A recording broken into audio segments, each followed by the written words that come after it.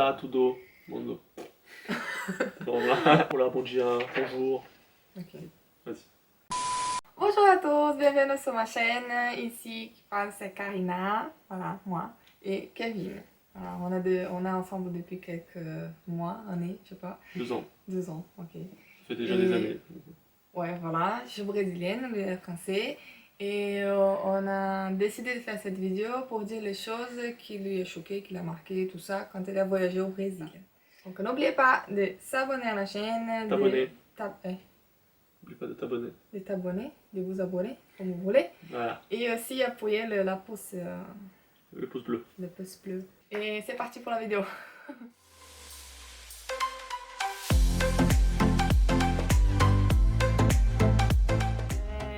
Premier point. Voilà, c'est quoi? Le sourire. Le sourire. Ting. Le sourire des Brésiliens. Vous souriez tout le temps. Et ça en est troublant. On a tendance à se demander si vous vous foutez pas un peu de notre figure.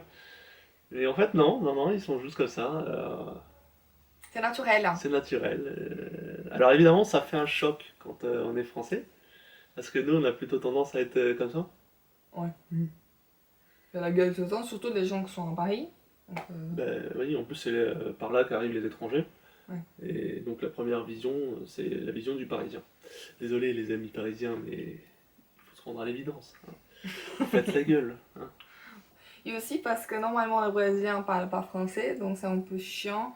Quand on arrive au pays, on commence tout de suite par l'anglais, donc peut-être que l'impression qu'on donne, c'est pas la bonne comme touriste, parce qu'on parle pas français forcément, c'est pas évident au Brésil. Voilà, on vous trouve des excuses, les amis parisiens. Deuxième point, la Ouais. nourriture Sucré. au Brésil. Au Brésil. Alors oui, vous mangez du sucre tout le temps.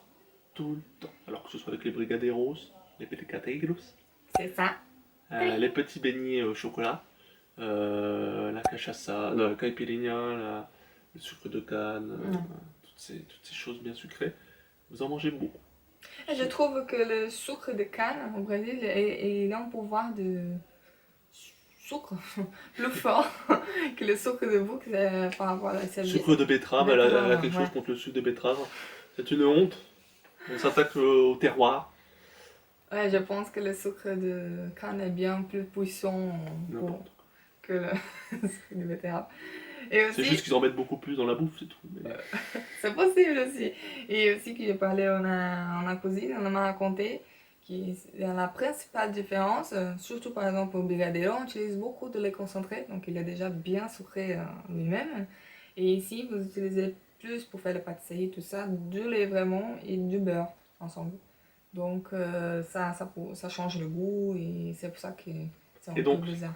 Les brigadeiros, les petits beignets noirs, petits beignets au chocolat. Ah, ça dépend parfois c'est quoi. Pour la petite anecdote, tous les Brésiliens que j'ai rencontrés aiment ça. Ils en mangent beaucoup quand ils sont petits souvent, pendant les fêtes. Et quand on fait goûter à un Français, la plupart, si ce n'est tous ceux qu'on a fait goûter, trouvaient ça écœurant, y compris moi. Je trouve ça écœurant. Désolé, hein. Mais j'adore les cochinias. Alors c'est pas sucré. C'est salé, mais bon. Salé, mais c'est un petit beignet au poulet. Il aime bien aussi les pastels aussi, non? Pastel super bon. Point numéro 3. 3, c'est ça. Je cherchais avec ma main, je trouve. Les toilettes. Les toilettes. En fait, les toilettes sont aussi les douches.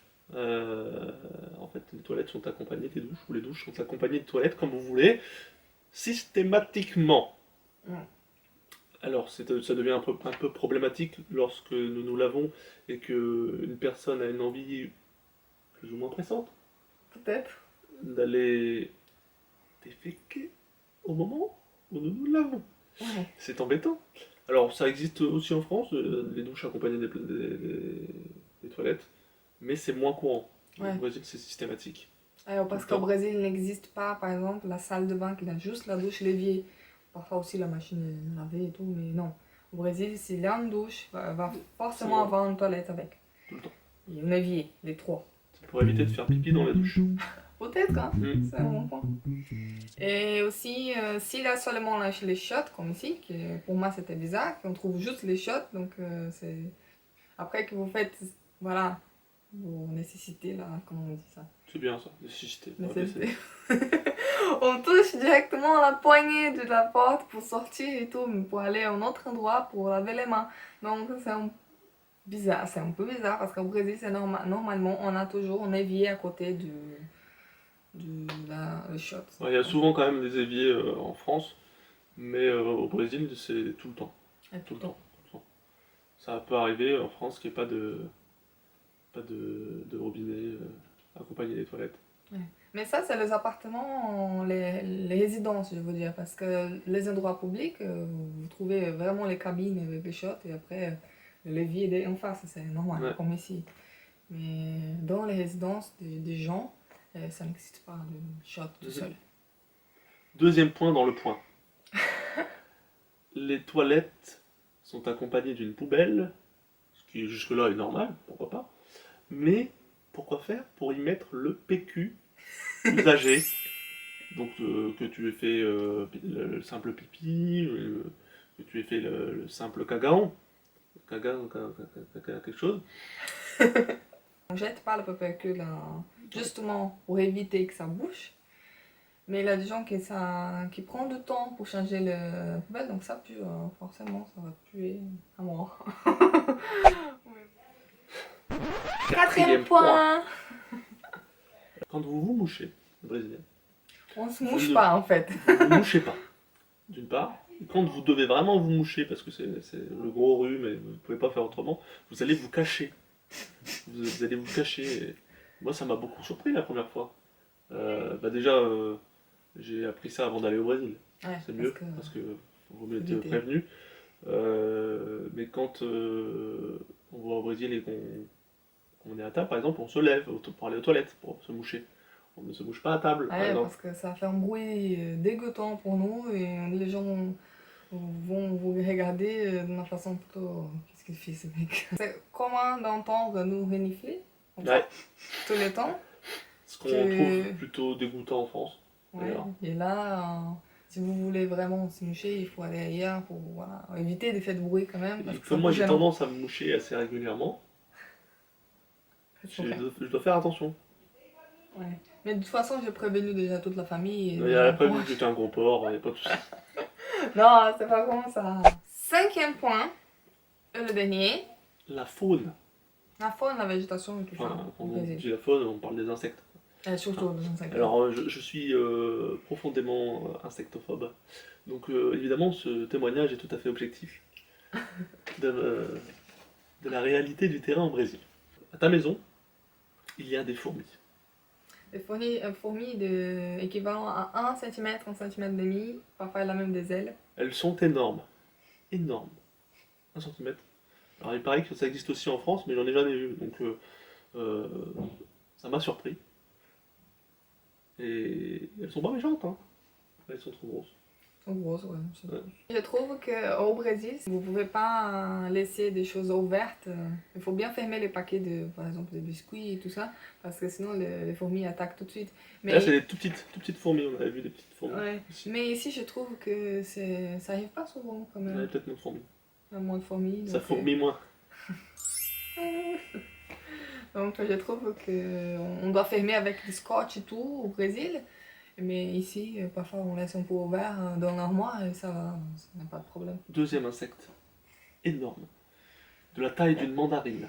Oui, messieurs, dames. C'est une espèce de bourdon immense, qui fait le même bruit d'ailleurs. C'était immense et ça creusait la roche. Oui. Ça faisait des trous dans la roche. Non, mais c'était une foreuse, le machin. C'était énorme. J'ai pas vu. Mais je pense qu'on commence à inventer là. Oui, bah forcément.